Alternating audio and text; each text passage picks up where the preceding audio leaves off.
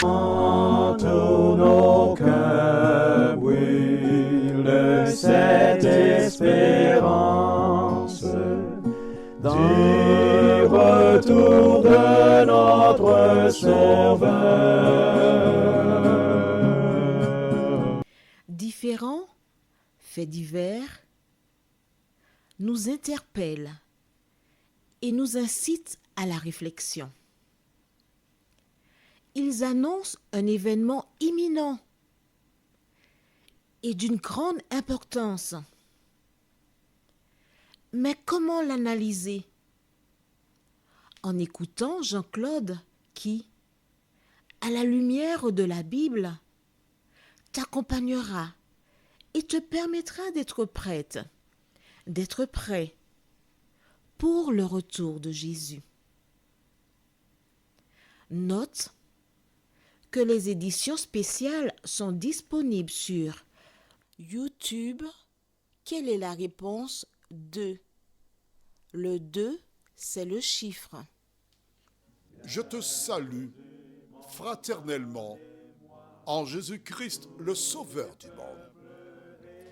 C'est Jean-Claude qui partage avec toi cette nouvelle série qui s'intitule « Découvrir la vérité ».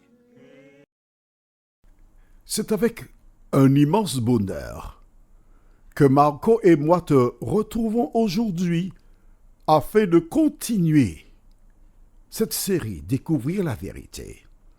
Aujourd'hui, nous verrons un thème, à savoir Dieu, ce pouvoir. Juste avant, prions. Notre Seigneur et notre Dieu, grande est notre joie de venir une fois vers toi afin de partager les grâces que tu déverses sur tes enfants. Que le Saint-Esprit continue de nous éclairer et qu'il nous conduise dans toute la vérité, nous t'en prions, au nom de Jésus et pour ta gloire éternelle. Amen. Rappelle-toi, la dernière fois nous avons vu ensemble au livre de Genèse chapitre 22 au verset 7 ce qui suit. Alors Isaac, parlant à Abraham, son père, dit « Mon père ?»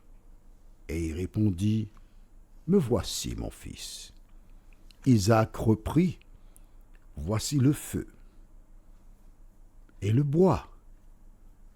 Mais où est l'agneau pour l'Holocauste ?» À travers sa question, Isaac informe que lorsqu'on offrait un sacrifice à l'Éternel, un holocauste, il y avait toujours le bois, le feu. Il n'a pas mentionné le couteau, mais le couteau, parce que c'est lui qui était utilisé pour mettre à mort l'animal et l'agneau. Vois-tu, certaines personnes, à certains moments, décident d'offrir des sacrifices à Dieu et offrent ce qu'ils pensent selon leur propre conviction, mais non pas selon la parole de Dieu. Mais il se trouve que Isaac a appris de son père. Et c'est important pour toi, parent, de te souvenir que lorsque tu donnes à un enfant une éducation très tôt, cela reste marqué dans son cerveau. Cela me fait penser à une expérience avec ma fille aînée. Toute petite, elle commençait à parler et elle a rendu un gaz par le haut. Et je lui ai dit, on dit pardon, messieurs, dames. Une seule fois que j'ai dit pardon, messieurs, dames. Et je dis, répète, elle a dit pardon, messieurs, dames.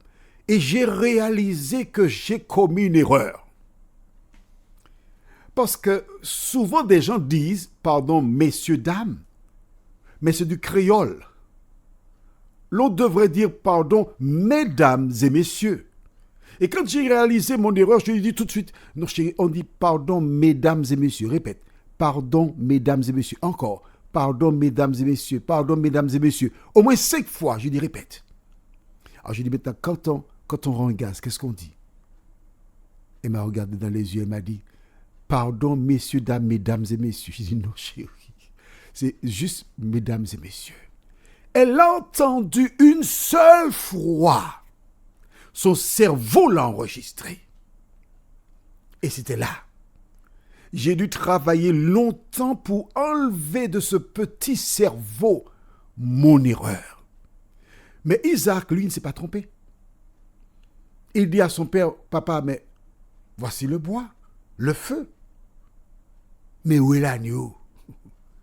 On ne peut pas mettre le feu s'il n'y a pas un agneau, papa. Il a posé la question gentiment. Et c'est alors qu'Abraham, et le verset du jour, c'est le verset 8.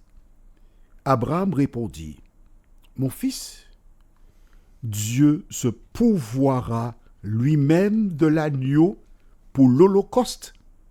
Et ils marchèrent tous deux ensemble. C'est pour la deuxième fois que nous voyons qu'ils marchèrent tous deux ensemble. Ils ne se sont pas disputés.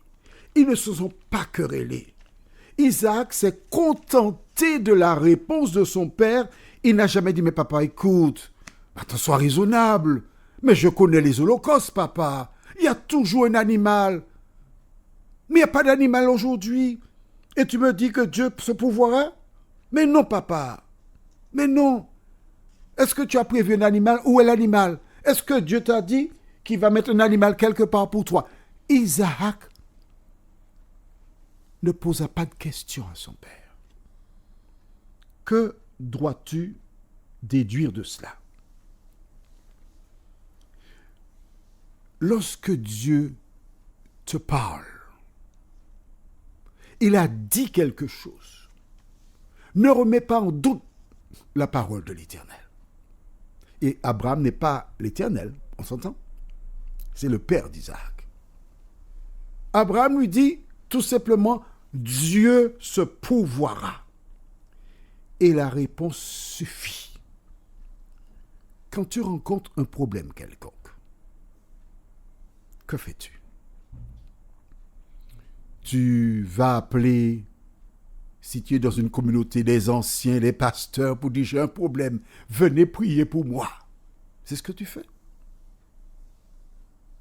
Dis-moi. Si tu le faisais jusqu'à maintenant, je t'invite à changer d'attitude. Pourquoi? Parce que Jésus lui-même déclare dans Matthieu 11, versets 28 à 30. Venez à moi, vous tous qui êtes fatigués, chargés, et je vous donnerai du repos.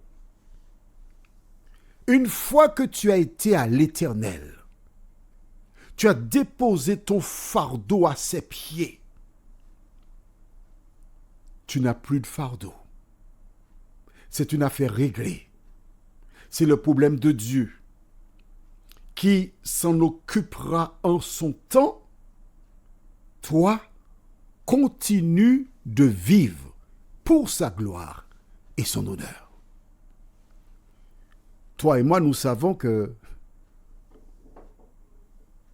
Abraham n'a pas la réponse. Rappelle-toi.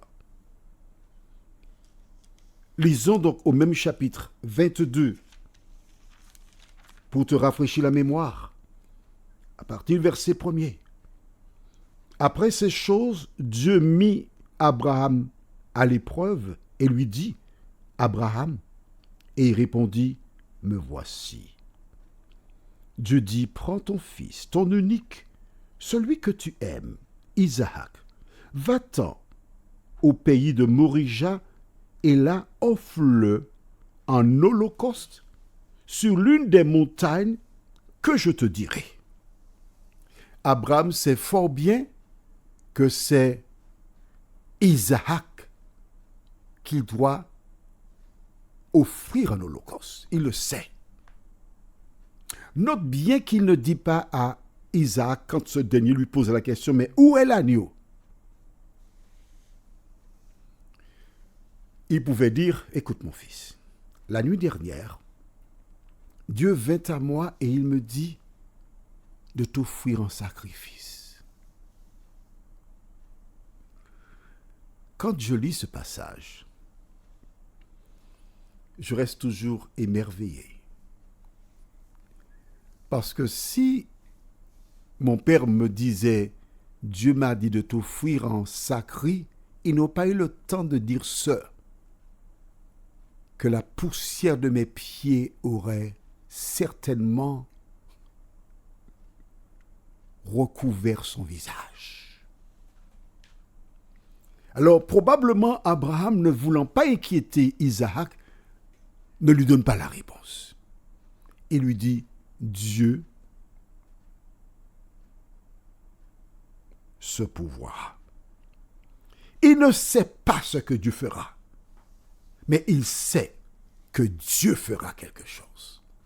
Quel que soit le problème que tu rencontres, quelle que soit la difficulté, tu ne vois pas la sortie. Rappelle-toi, Dieu n'abandonne jamais ses enfants. Prions. Notre Seigneur et notre Dieu, grande est notre joie en cet instant.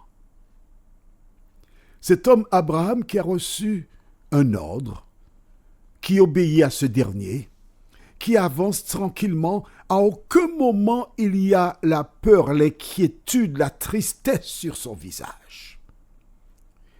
Mais l'assurance que tu te tiens à côté de lui et tu n'abandonnes jamais tes enfants.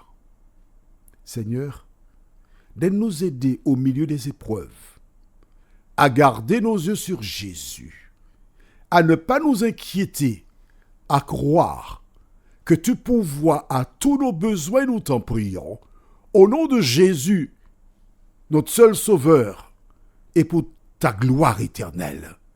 Amen. Quel bonheur pour nous de savoir que Jésus se tient près de nous. Quelle joie de savoir que nous ne sommes pas seuls. Car plus tard, s'adressant aux disciples, dans Matthieu 28, au verset 20, Jésus déclara « Et voici, je suis avec vous tous les jours, jusqu'à la fin du monde. » Oh, tu me répondras probablement, oui, mais je ne vois pas encore le bout du tunnel. Je ne vois pas ce que Dieu fait dans ma vie. Je te répondrai tout simplement. Le seul fait que tu écoutes cet audio est la preuve que l'Éternel t'aime. La preuve que l'Éternel se tient près de toi. Car Dieu utilise toujours des humains pour venir en aide aux humains. Que l'Éternel te garde et qu'il te bénisse.